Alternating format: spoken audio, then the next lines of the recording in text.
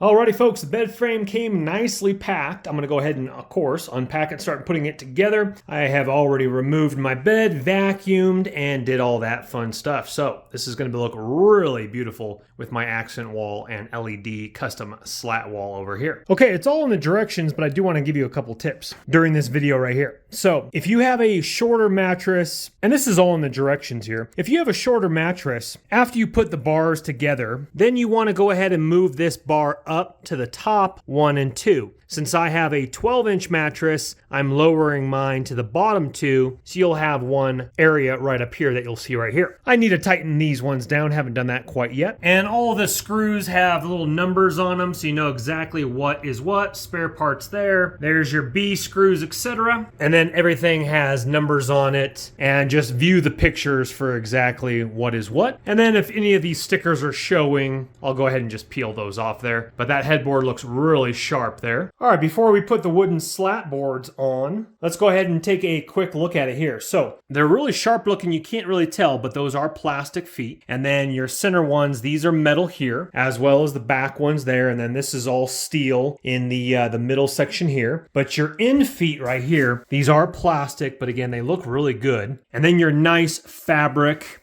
end right here, as we can see. And then of course we have our middle section, which holds it together side by side, and then our crossbar and then down the middle section here. So we have our headboard here. We're looking absolutely fantastic. Situate your bed where it needs to go. I'm gonna go ahead and lay out the slats. And you start the slats on the wood, so you will have a very small gap from the footboard to where your slat starts there. And then it goes all the way to the end, as we can see. And there is Velcro that attaches to these attachments here, so make sure the attachments are on the bottom as you fold it out. Okay, like I said, you do have some spare parts here, some spare screws. All the other screws and everything else inside the box has been put on the bed. Looking really, really sharp. Now let's go ahead and put my mattress on here. We'll fluff it up, put all my fresh linens on, of course sleep on it. Okay, I'll leave it up to you if you want to do hospital corners or not, but I do want to state my old bed I had in here was an IKEA bed that had obviously a taller footboard that went up nice and tall, etc. But this is so much easier to make your bed, especially with your fitted sheet, just tucking it in really nicely there because you don't have that kind of top ledge footboard. And also my Labradoodle puppy, I would sit here when it's cold and do my devotions, and she would always like try to scratch or play with the footboard, and so she was scratching up the top of the footboard down here because she does have sharp nails. So not having any end where she can kind of like knock into and rest her paws, I like that a lot better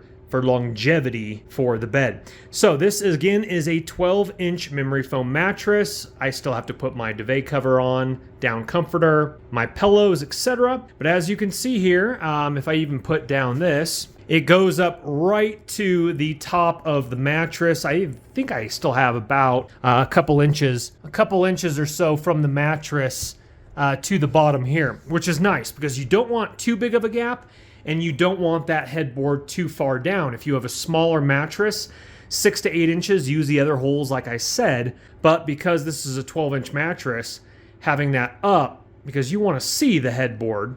And even with all my pillows, I have hotel pillows, that's going to stack up really nicely. Again, not over the top. And let's take a closer look at it here. So you have your indentions here, you have your stitch marks. So it is, let's go ahead and get a side angle here as we can see. And then you have your squared up on the back side here. From the back here, that's only a few inches right there. And again, it sticks out a little bit. It's not like super, super plush, but you can see it does indent a little bit, as we can see here.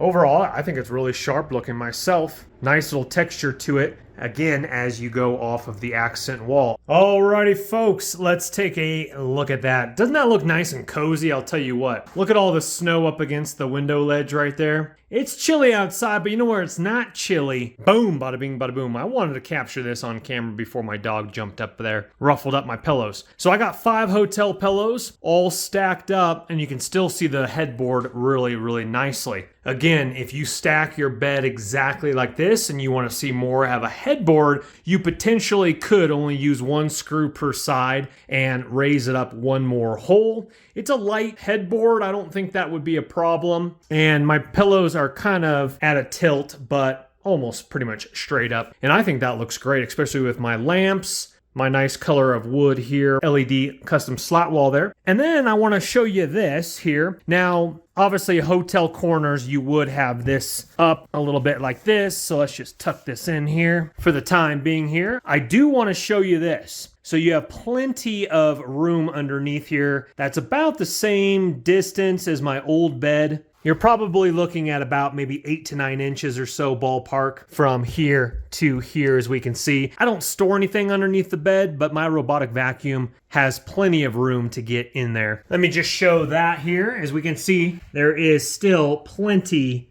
of room right there, as we can see. And then of course the fabric, I didn't hotel corner that in. Fabric goes all the way down the edge here, as well as, of course, the other side, and then the footboard right here. Alrighty, folks, several days later, my beautiful comforter cover is not looking too good from the puppy, but the bed is doing just beautifully. Again, a sharp looking bed. I like how my puppy doesn't have to scratch the end of it like we've already discussed. Headboard looks great. No wiggle waggle or anything like that. Nice and sturdy. Now, lastly, I do want to show you one thing. Let me fold back the sheets here. And the blanket is that the queen mattress will literally be right on the edge right here. So again, this is the nice, beautiful material here, as we can see with the sunlight coming in. But the mattress sits pretty much flush all the way around. So you're not going to have it sit on the interior portion, which a lot of bed frames do. It sits kind of flush right there. I even have a little bit, very slight overhang. Let's check out the other side. And no overhang here because I pushed it over a little bit. So whatever side is visible, let's say, and your comforter doesn't fold over completely, just do keep that in mind that it will be flush on one side and maybe a slight overhang on another side. Depends upon your mattress. This is the memory foam 12-inch. Well, overall, I've been really enjoying the bed frame. A thumbs up in my book. Once again, top link in the description box below will be this exact same bed frame. I'll also link my 12-inch memory foam mattress. Been really enjoying that one as well. That will be top link in the description box below. If you wouldn't mind hitting that thumbs up button on your way out, helps the channel. I also appreciate you guys. Thank you for watching. Also subscribe if you want to see more videos like this. Not to mention DIY house projects, LED slat walls, beautiful renovation videos, and more. We will see you on the next video. Again, top link in the description box below. Have a great day.